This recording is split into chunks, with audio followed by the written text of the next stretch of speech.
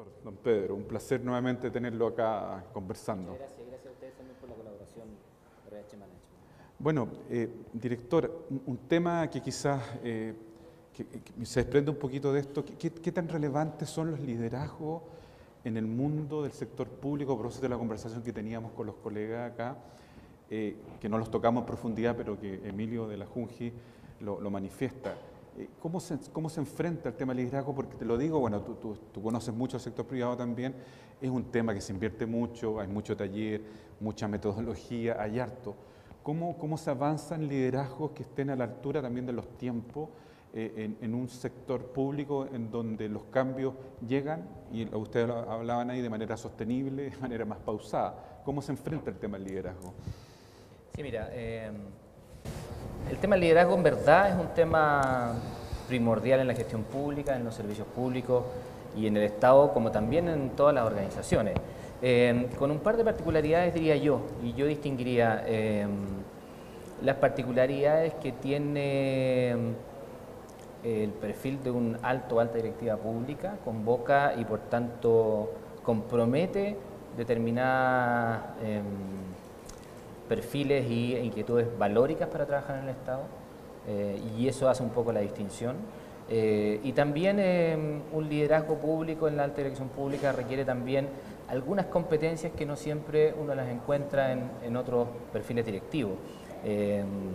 Visión estratégica, compromiso con lo público, pueden ser visión estratégica más común probablemente, pero el poder entender que el funcionamiento del Estado también es una dimensión política.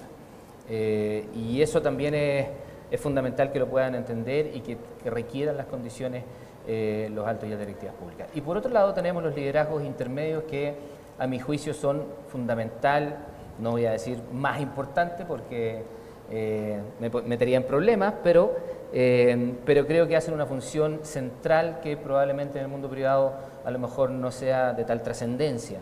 Las jefaturas intermedias de los servicios públicos son quienes de alguna manera mantienen la instalación, la implementación de las políticas públicas en los servicios públicos.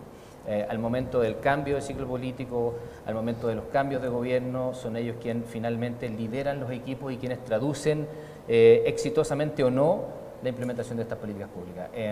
Por eso abordamos las temáticas desde varias perspectivas. El servicio civil, por lo pronto, tiene un rol primordial y directo en la formación y desarrollo del liderazgo de altas y altos directivos públicos. Tenemos un área especializada en materia de desarrollo y acompañamiento y establecemos programas anuales de desarrollo y formación para acompañarlos no solo en las competencias que ya debieran tener al momento de ingresar a sus cargos y a sus funciones, sino también aquellas que van emergiendo en el contexto. Hoy día estamos tremendamente diría yo, interpelados con el tema de la ética de la función pública, y esas temáticas tienen que ir acompañándose y siendo parte también del desarrollo de nuestros directivos y directivas.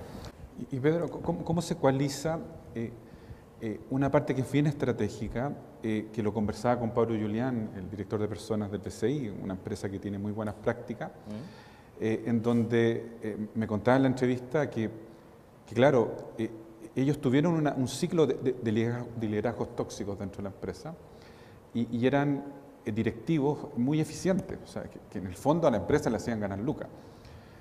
Pero el BCI tomó una decisión de transformar culturalmente la organización y tanto el directorio como su gerente general en algún momento le dijeron: usted nos sirve acá y se tiene que ir. Y tomaron la decisión de que, a pesar de que le hacían ganar muchas lucas, se iban.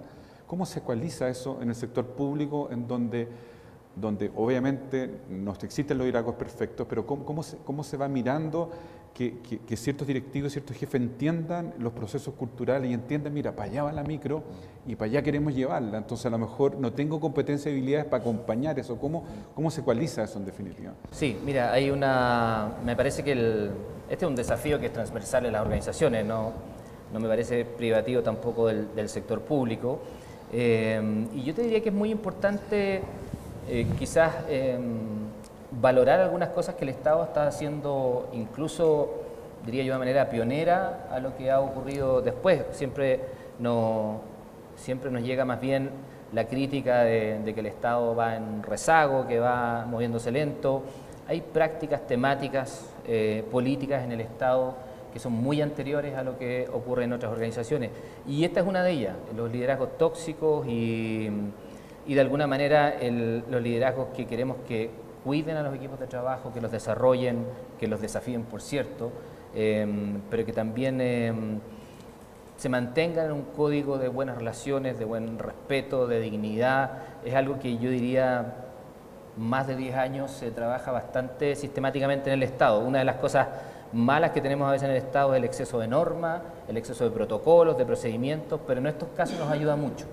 Y diría del 2006 en adelante, con el primer gobierno de la presidenta Bachelet, estos temas surgen en el Estado, se controlan de manera bastante clara desde el punto de vista no solo cultural, sino también normativamente. La ley Karin viene el año pasado a reforzar muchas de estas problemáticas, mucho tiempo después se transforma en una ley y en buena hora que lo sea, más allá de las ajustes que haya que hacer en su implementación, pero te diría que en materia de canales de denuncias, protocolos, modelos de liderazgo en los servicios públicos que sancionen y que de alguna manera evidencien que este tipo de prácticas o conductas o estilos de liderazgo no son las que queremos en el Estado, afortunadamente desde hace ya un buen tiempo. No estoy diciendo que no ocurran, sí. Lo que digo es que existe ya una preocupación por eso, existen canales formales, normativos, legales que permiten denunciarlo.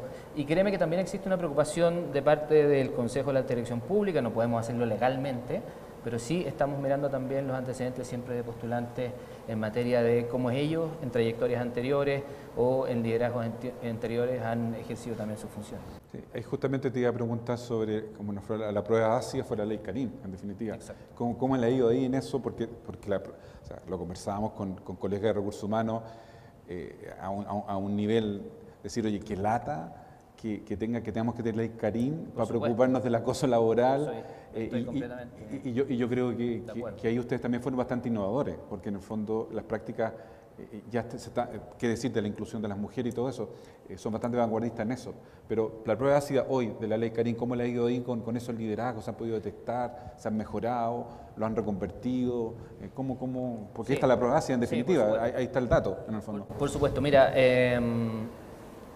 yo diría que hay dos miradas respecto a los resultados de la ley Karin, que además, digámoslo para ser justo, están mirados recién a un año de implementación. Una ley de este tipo y de esta envergadura, por supuesto que va a requerir una mirada a largo plazo, va a requerir una implementación y ajustes para sus mejoras.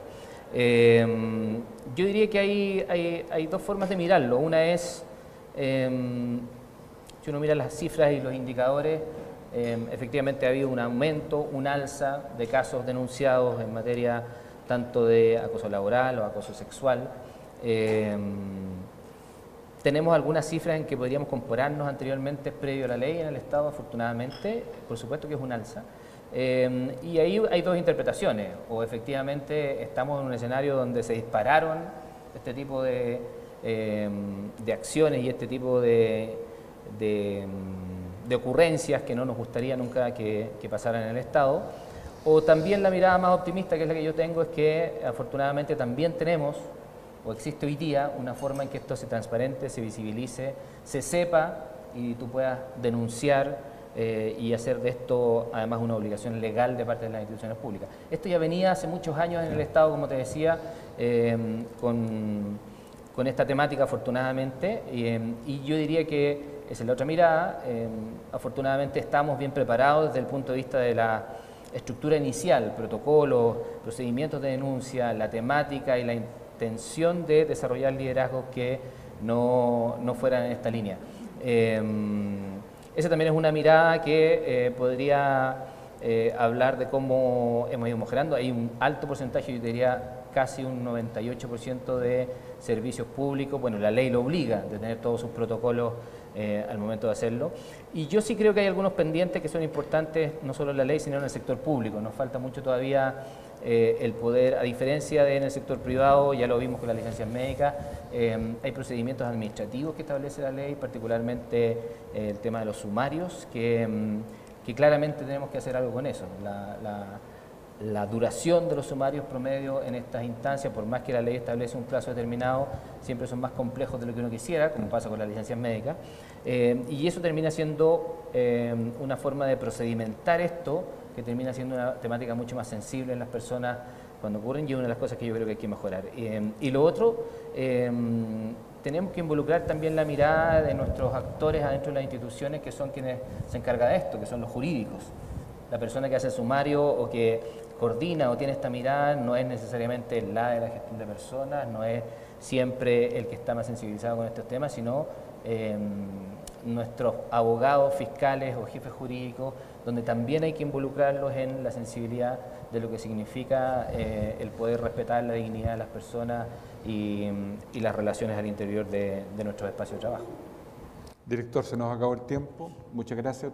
Tengo varias preguntas, pero vamos a tener que dártelas en el cafecito, hacértelas. Encantado, feliz de tomarme un cafecito con don Patricio Rifo, y muchas gracias también por nuevamente por acompañarnos y estar en esto que le llamamos la fiesta de la función pública. La gente cree que de tanto cuestionamiento y de tanta prensa mala que se hace al Estado no tenemos espacios para poder festejar. Estamos orgullosos de lo que hacemos, festejamos por eso, por supuesto que analizamos y reflexionamos sobre las mejoras, pero seguimos comprometidos con nuestra función, que es lo importante. Sí, solo para cerrar, solo decirle, siéntase orgulloso. Yo que he reporteado más de 30 años en el sector privado en gestión de personas, el Estado también tiene mucho que hacer ahí y mucho que aportar, y el sector privado tiene mucho que aprender de ahí también, así que siéntase orgulloso y sigan adelante, que hay mucho que aportar todavía en esto y construir. Disponible para eso. Muchas gracias.